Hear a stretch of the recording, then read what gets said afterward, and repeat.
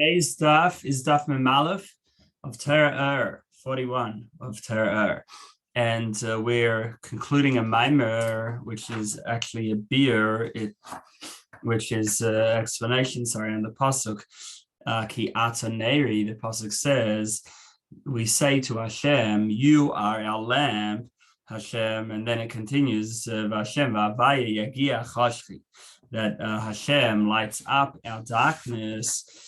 And we've been talking about it yesterday, about the different parts of the four parts of a lamp, and how the nefesh halikis transforms the nefesh bahamis, the godly soul transforms the animal soul to give it a love for Hashem, which are the two levels of love, are the two types of fire. So now he continues in the first paragraph, vezeu, that when we talk about the lamp of Hashem, so there's the four parts, there's the oil wick and the two types of fire, the white fire and the dark fire, and they correspond to the four letters in Hashem's name, Havaya, and those four parts are the ner, what Hashem calls my lamp. And there, which is the lamp of Hashem, the ner of Hashem is our neshama. And then the next paragraph, Havai Yegya Chashchi, the pasuk continues, and Hashem lights up this Yud-Kei Vav-Kei, the four parts of Hashem's lamp, which is in our neshama. It lights up my darkness. So here it says Hashem's name again, like we asked in the beginning of the Maimer, but here it's with an extra Vav. It says, and Hashem. So this refers to a higher level of Havaya. Havaya represents a certain light revelation of Hashem, but there's different levels which can both be called Havaya. The higher level is with a Vav, as we'll explain.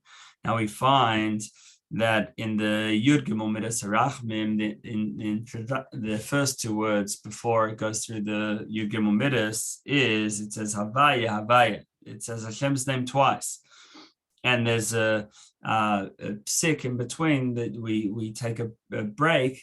We pause for a moment between the two names Havaya, and similarly we find two levels of Havaya because on one hand it says in the Yud Gimel Midas Harachmim it says Hashem's name, and then Kel Rachum v'Chanon, that Hashem is a God of mercy and graciousness. But then there's another pasuk that says first Chanon v'Rachum, that Hashem is gracious and merciful, Havaya, and then Hashem's name. So what's the difference? Why in one place does it first say Havaya and then Rachum Chanon, and in the other place it first says Chanon v'Rachum and then Havaya?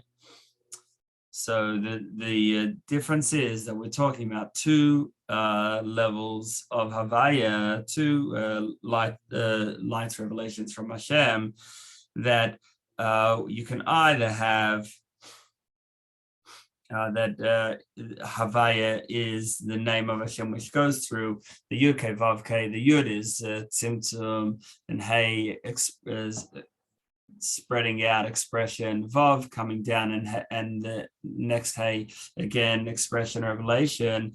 And the idea of Shem Havaya is to bring Hashem's unlimited light into a organized form, into hishthalshalos, into the chain of worlds with limitation. And the purpose of this, of bringing Hashem's light into a limited form, is in order to create the midas, to create the spheres that come from Hashem, including Rachum, the trait of being merciful, and Chanon, the attribute of graciousness, because Hashem himself is unlimited, and therefore there wouldn't be any midas. So you need Havaya, this system, this format that brings Hashem's light into a limited form in order to allow for these specific attributes. But the other pasuk which says first Chanon v'Rachum and then Havaya, then Hashem's name, so that refers to that it's saying the exact opposite, that on the contrary, that Hashem, because Hashem is merciful and kind, he wants to give to us, so that's why Havaya, that's why Hashem lets his light, he guides his light through this system of limitation so that it can come into hishtashlos, into the chain of worlds, in order.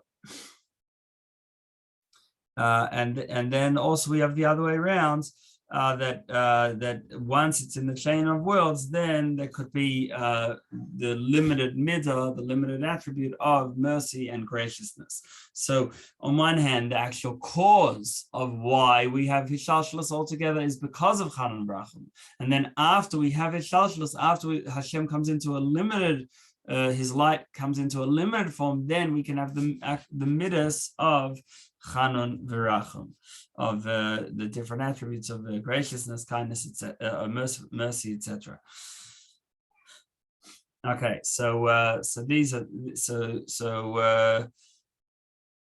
now the next paragraph here, Rashונים. So we can contrast the earlier generations with now. In Tanakh, most of the characters are either great tzadikim, very righteous, or they're big rasha'im, they're very wicked. And you don't have people in between. But nowadays, you can have people that broadly want to do good, but still have a lot of challenges in actioning that.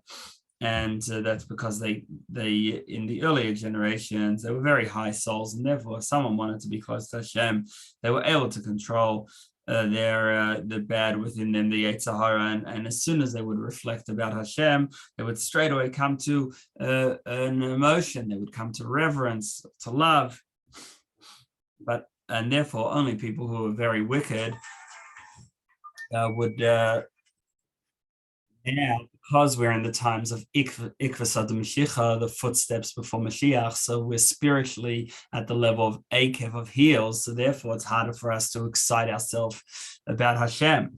And therefore, even when our mind is broadly in the right place, but we have difficulty with actually committing to that. And it takes a lot of effort. And therefore, about us, the pasuk says in the second half, "V'havai yagya chashchi," that even if our lamp, the Hashem's ner is ner havai nishmatim is our neshamas, even if it doesn't get aroused too easily, Hashem will light up our darkness and shine for us from beyond. The Havaya, we said, is the higher level of Hashem Havaya, which is beyond hishtashlos, beyond the chain of worlds, and give us this revelation without us eliciting it, but as an arousal from above. Final paragraph of this Maimah, וזהו inyan. So this is the idea of the Hanukkah miracle, that when the Greeks came into the Heichal and they made all the oil impure, so Heichal refers to Bina.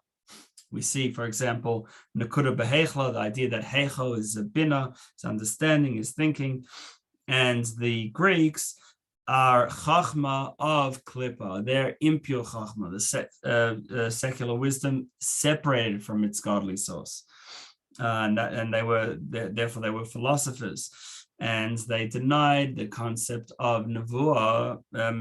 Many of the philosophers denied the concept of prophecy, and therefore their war was against the pure olive oil, which the pure oil represents chachma, wisdom of holiness, as it is within Torah and connected to Hashem. And therefore, they tried to make the Jewish people forget about Torah, lashkicham Torah, to forget the Torah, which is the holy wisdom. And there was a miracle that a jar of oil was found still sealed by the Kohen Gadol. That the idea of the Kohen Gadol is Ava, is love to Hashem. The first Kohen Gadol was Aaron, who epitomizes love, and serves as the one who take the shushvin, the one who takes the bride to the chuppah to bring the Jewish people in loving excitement to Hashem.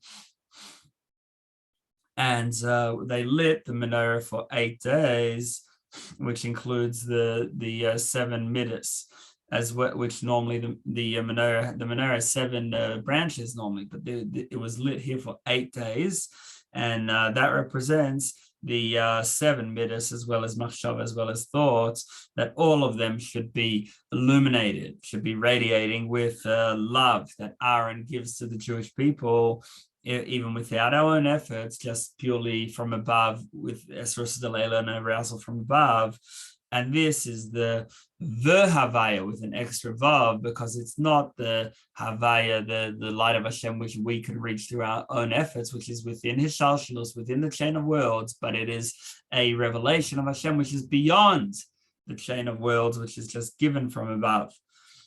So in short, we've explained the pasuk, Ki ata neri, you are my lamp. The first half of the pasuk talks about the neshama, as the godly soul pulls the animal soul to participate and to become passionate with love for Hashem. And then the second half of the pasuk, v'havaya, and Hashem is a high level of revelation of Hashem, lights up our darkness, even when we can't inspire ourselves, but Hashem lights up our darkness, so that we automatically, just from this gift, are able to find our holy chachma and fight against and subdue, and then ultimately transform the wisdom of Klippa. This is the first maimer. Now we have a beer and an explanation on this maimer that we just learned. At the last line of the first column, so we, as we noted in the maimer, we discussed the pasuk Ari Mimcha Lekaya Melech, that I'll exalt you, my God the King. And we said that there are 2 meanings of this pasuk. One is Milmaila Lamata, from above to below, which is meaning that will bring down this level of exaltedness, this level of Hashem as he is beyond the worlds, and pull it down into our worlds. And this is also the meaning in Baruch Shamar Yachid Chayelam Melech, that Hashem is really alone, and then the life force of the worlds comes from Melech, from Malchus. In other words, this is Hashem's light coming down. Originally, it's just purely Hashem, and then coming down into worlds through Malchus.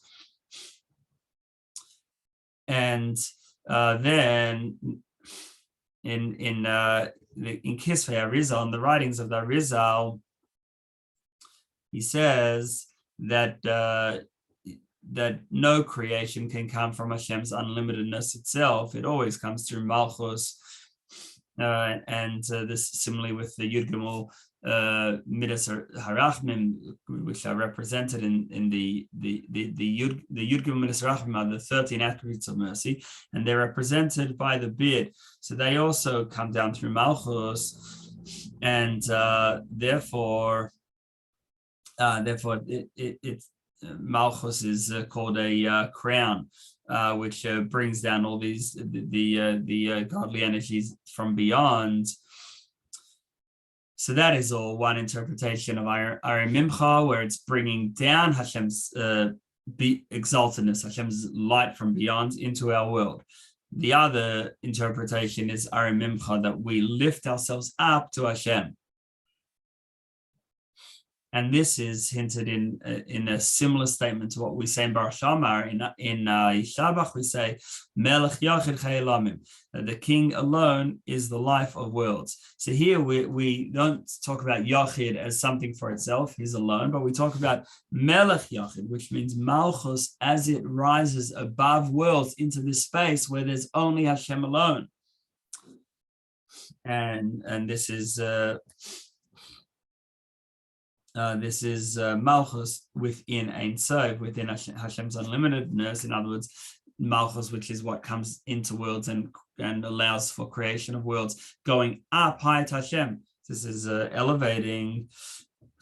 Now, these 2 interpretations in Ari Mimcha, either bringing down Hashem's light or lifting up to Hashem, correspond to Shabbos and Chanukah.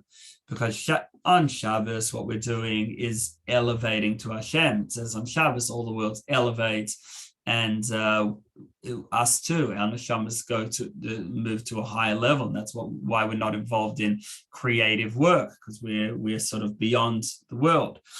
Then on Hanukkah, it's the other way around. We're lighting up the world, so we bring Hashem's light down into the world. And the idea of refining is the idea of birurim, is the idea of lifting the physical world to beyond, to make out of the yesh, make out of the something, nothing. And on the other hand, when we are hamshach, which is bringing down Hashem's light into the world, so then we're making the nothing into a something. In terms of Hashem's name, so ban is Hashem's name as it lights up in the world, whereas we've got Shema, which is what refines. That's the name of bittul, which of self-nullification, which is always retains its full connection, full oneness with Hashem as He is beyond, and that refines Ma. And refines Shem Ban, which is the name of Hashem in the world, and to bring it to its source.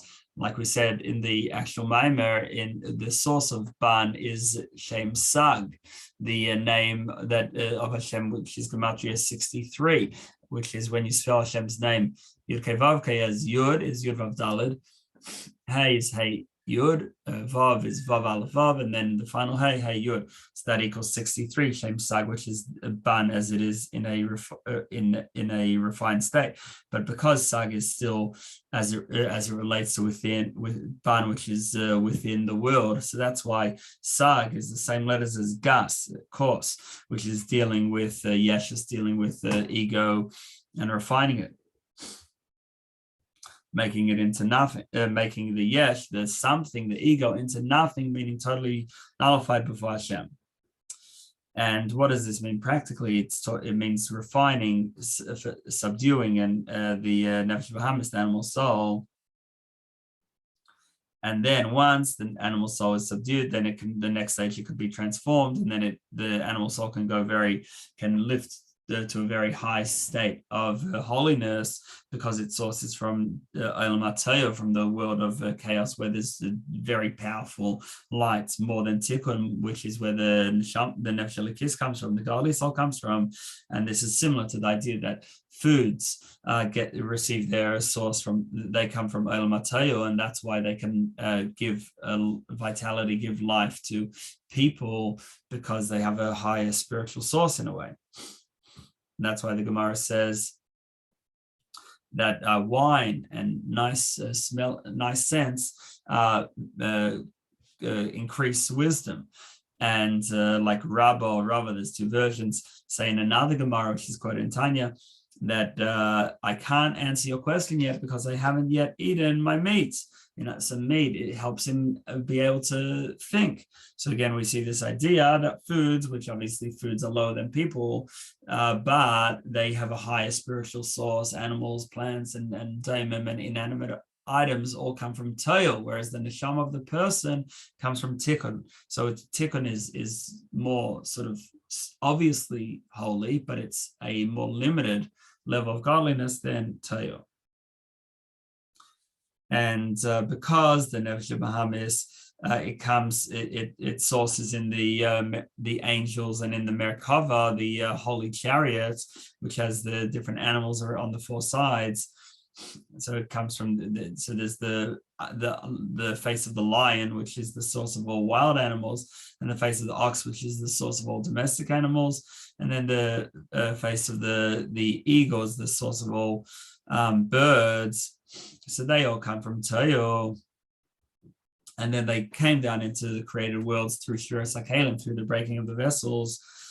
Now, because in the world of Toyo, there was no inclusion. You couldn't have different spheres come together, and the reason for that was because each sphere was in itself unstable, because the light was too powerful for the keli, for the containers.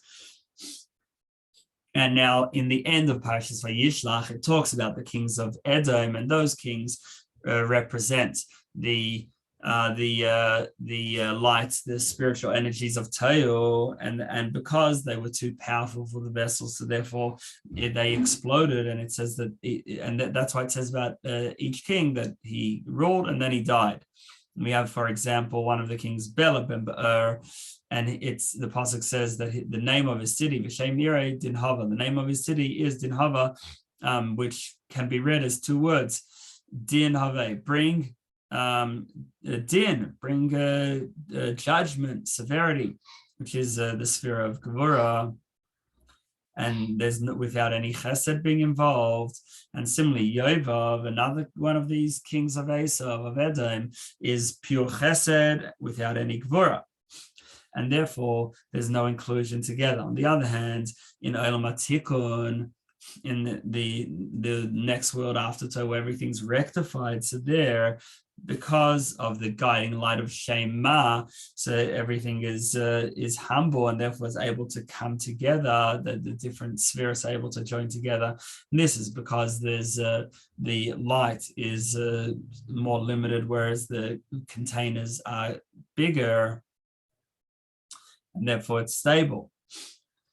And that's why even though it's not as powerful, and even the din, the Gevurah is not as powerful, which Gevurah helps normally with containment, but here, because in general there's more inclusion and more humility and greater kalim, bigger vessels, therefore it's able to be to contained, and all the spheres can work together. Now, the godly soul comes from tikkun, and therefore it stays godly. It doesn't break and shatter, and therefore it refines the lights of Toyo that shattered. But once the animal soul, the nefesh bahamis, which comes from Toyo, is refined, it reaches even higher than the godly soul.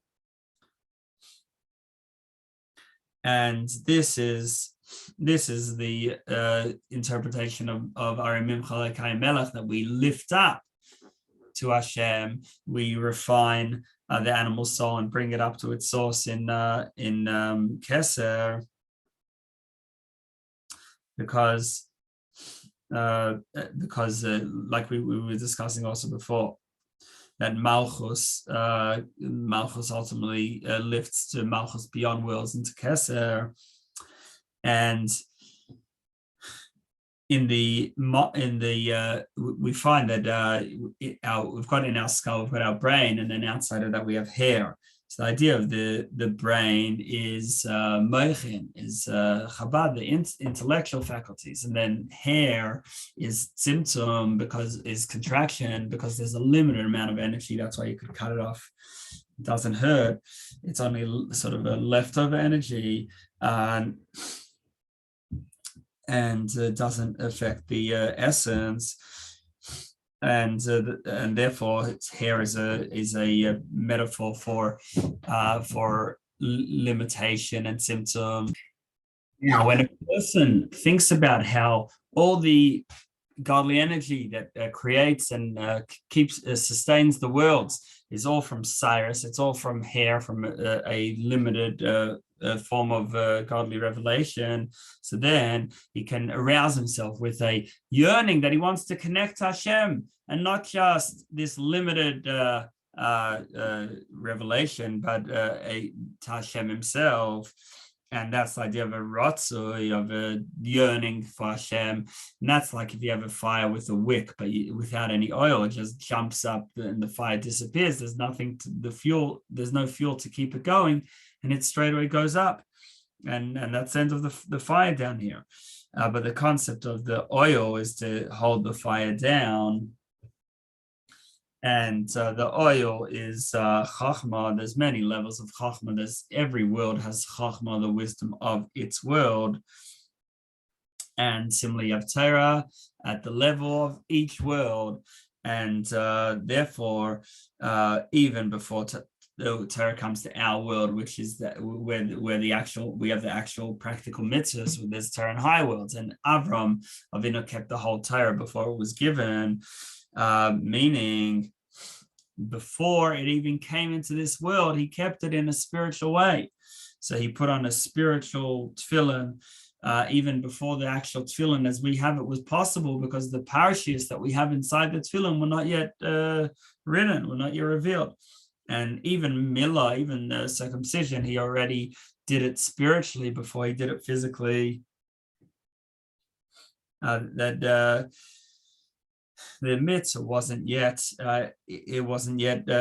manifest in a physical manner, and therefore he didn't yet have an actual bris, but he did have the concept of a bris over the page. And the idea of bringing down the oil is bringing down, especially chachma ilah, the higher, the supernal chachma, the supernal wisdom, because you have what's called chachma ilah, the higher chachma, and chachma tata, the lower chachma. The difference is you could have, for us as well, you can have just abstract wisdom, and then you can have using your mind in order to get what your heart wants. So there's wisdom that comes after emotions and wisdom that is before emotions. So the higher wisdom, so it is beyond the midas, beyond the emotions, whereas the lower one comes after them. The higher wisdom is, as we said yesterday, that chachma is connected to bittul, because it receives from the subconscious, receives from the beyond. Therefore, chachma, as it is within worlds, has its source in chachma beyond worlds, and he just discusses the exact source spiritually. That according to the Ramak, the Moshe Karavero, the source is chachma and keser, whereas according to the Arizal, even higher in Malchus Dein Sof. But either way, so this high level, which is the Torah as it is in higher worlds, it comes down into our Torah because because the beginning is wedged into the end, and therefore, like we say in Shema, and we explained yesterday that the next pasuk that these words that I, meaning Hashem's very essence, commands you hayom today, meaning within this world of time, physical time and place, we have Anochi, we have Hashem's essence coming down specifically down here, but in the higher worlds, we have all the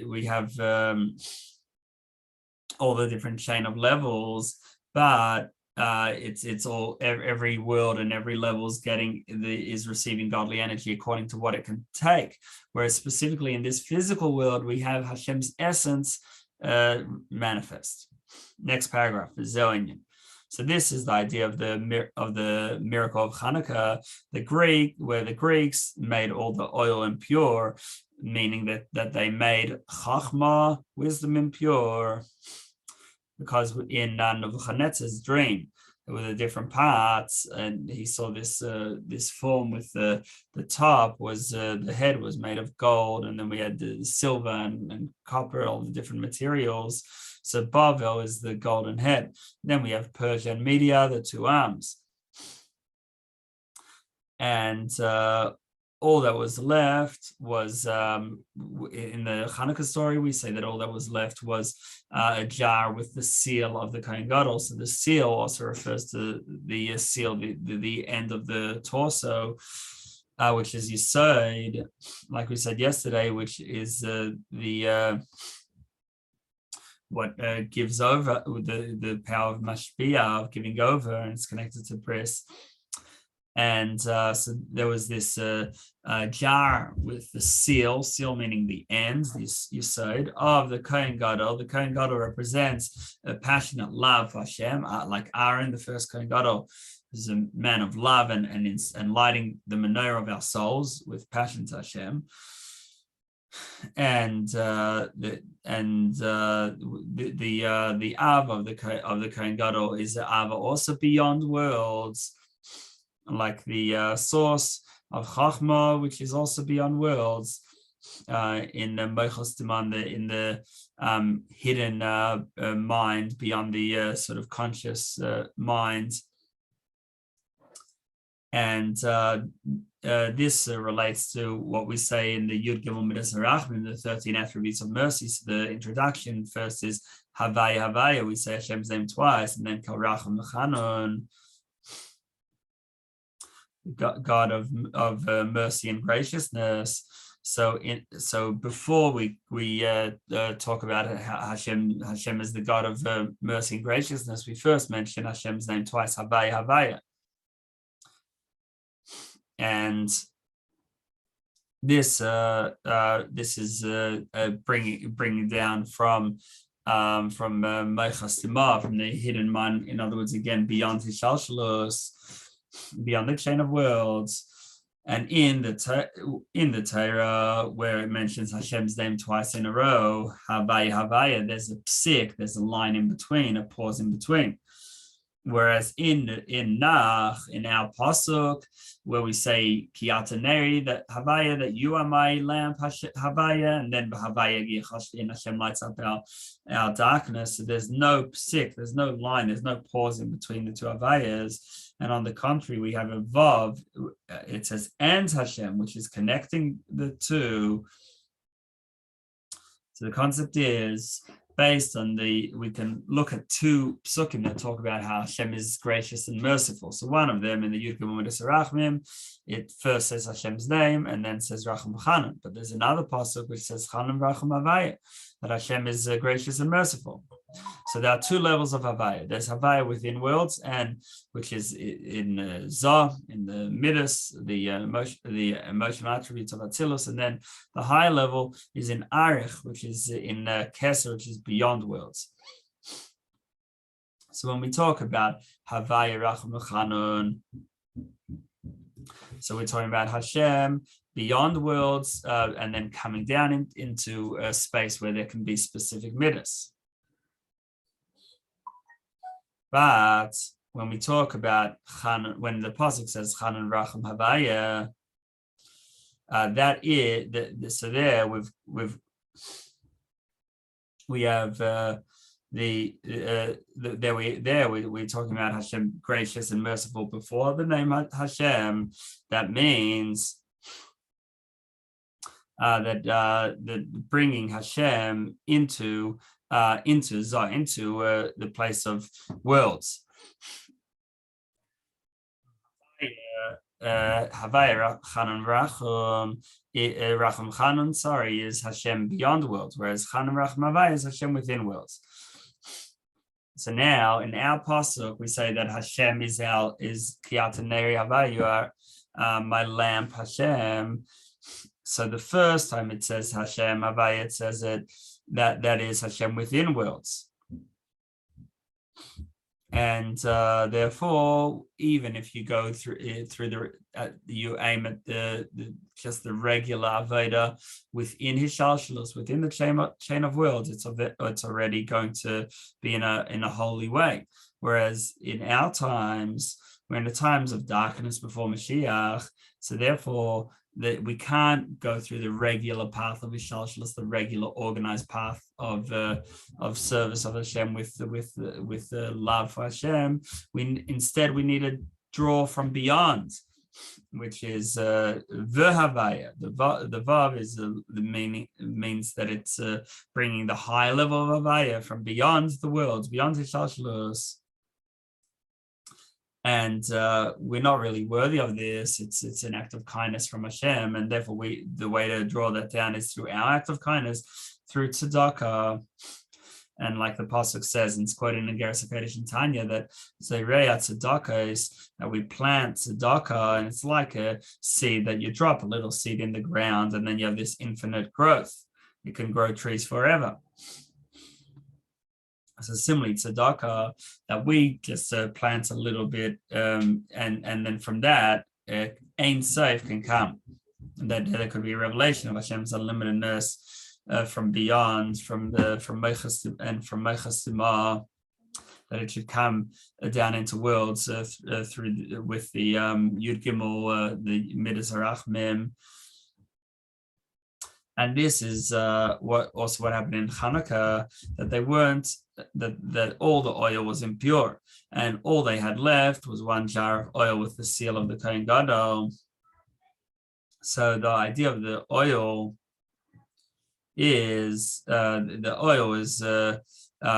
concealment, because it gets swallowed into the wick, but then it creates a much more powerful light.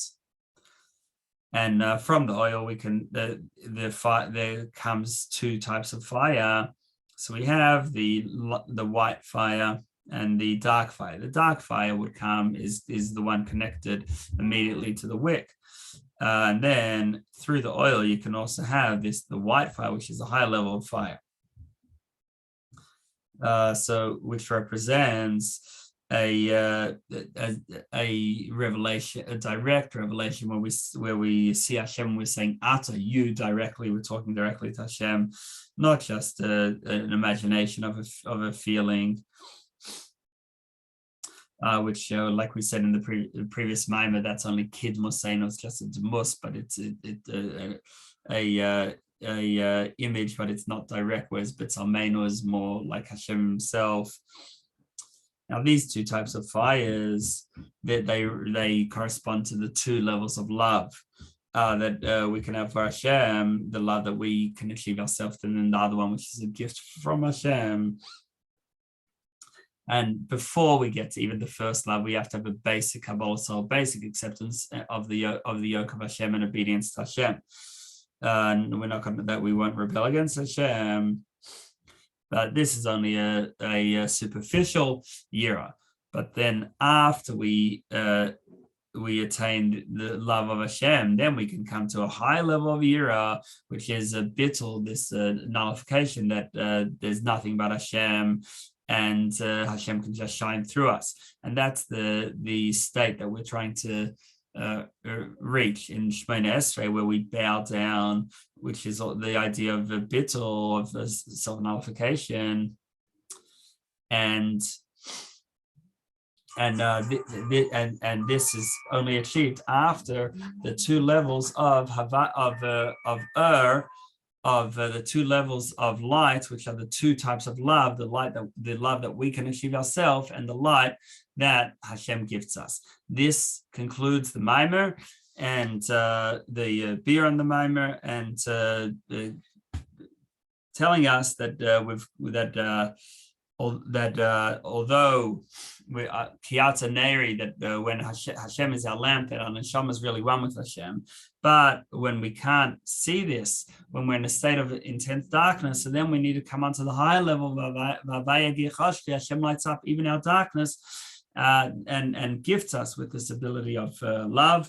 And this is something specifically, this beyond worlds gift is only possible in our physical world, which reflects Hashem's essence. And this is what happened on Hanukkah, where all the oil had become impure, and therefore there was only one thing left, the seal, which is the end, Yesod, the bottom level. But then from that, we were, with Hashem's help, gifted this ability to have both levels of light, both levels of love, and even the oil itself, Chachma, which is this state of bittul and oneness, unification with Hashem.